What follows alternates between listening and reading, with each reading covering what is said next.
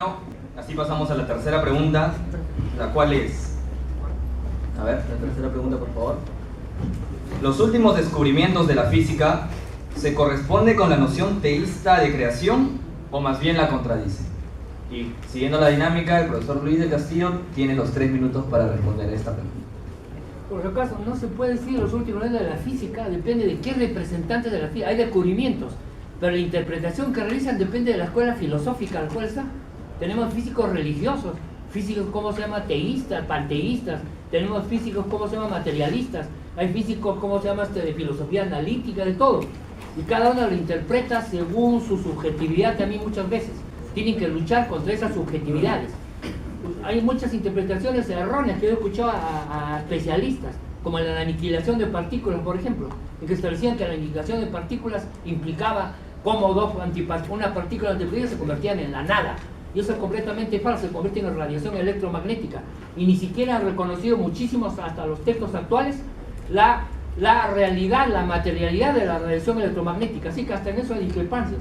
Entonces, la teoría, claro, los descubrimientos de la física, analizados fríamente, rigurosamente, no se corresponde con la oración teísta. No se encuentra a Dios por ningún lado, porque siguen sus propias reglas, sus propias interacciones, directas con la matemática asociada, sin ver ninguna inteligencia detrás. La inteligencia que hay detrás es de las propias reglas de la naturaleza. La propia naturaleza interacciona según su propio reglaje. En algunos casos reglas sorprendentes, en otras no tan sorprendentes. Pero ese reglaje es interno, no se necesita ningún orientador, ninguna inteligencia que la guíe. Entonces los últimos descubrimientos de la física, analizados correctamente, rigurosamente, no conducen de ninguna manera allá.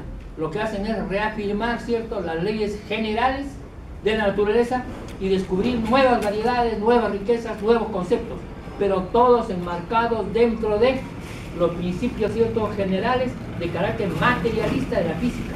Cualquier otra cosa es pura imaginación, es pura cosa más voluntad de crear seres donde no los hay. No observamos eso, tenemos que seguir rigurosamente lo que se observa, lo que se constata y analizarlo y proponerlo correctamente. Pero por eso les digo, muchísimos especialistas y libros de última generación, por ejemplo, ni siquiera corrigen el que ya la dualidad de una partícula desapareció. Ya se ha explicado la dualidad de partículas sin recurriendo y siguen hasta los últimos libros afirmando. Y otro tipo de afirmaciones en mecánica cuántica, hasta en mecánica clásica. Hay errores que no se corrigen tercamente porque no se discuten a fondo ni lo hacen con físicos netamente materialistas. Así que la física, digamos, correctamente interpretada no tiene ninguna noción teísta en que se pueda apoyar.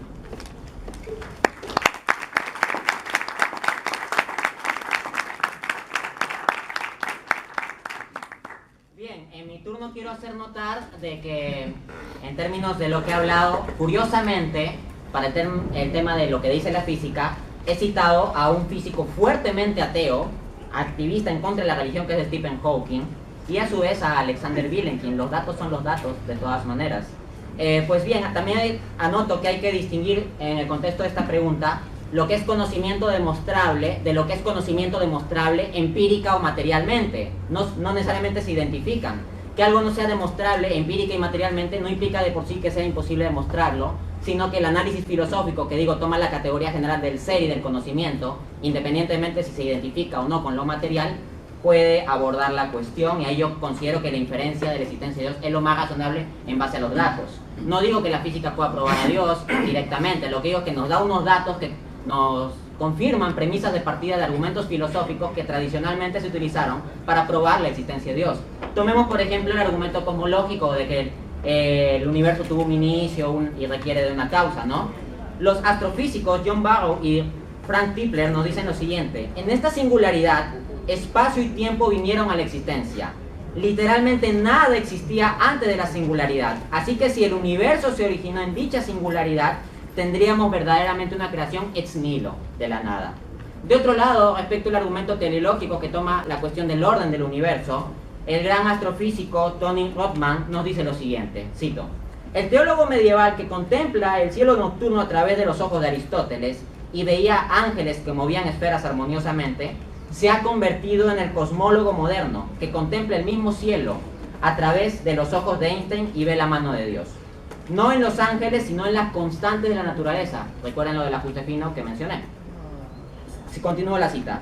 Cuando nos vemos confrontados con el orden y la belleza del universo, recuerden mi argumento sobre la aplicabilidad de las matemáticas, y las extrañas coincidencias en la naturaleza, es muy tentador tomar el salto de fe desde la ciencia hacia la religión.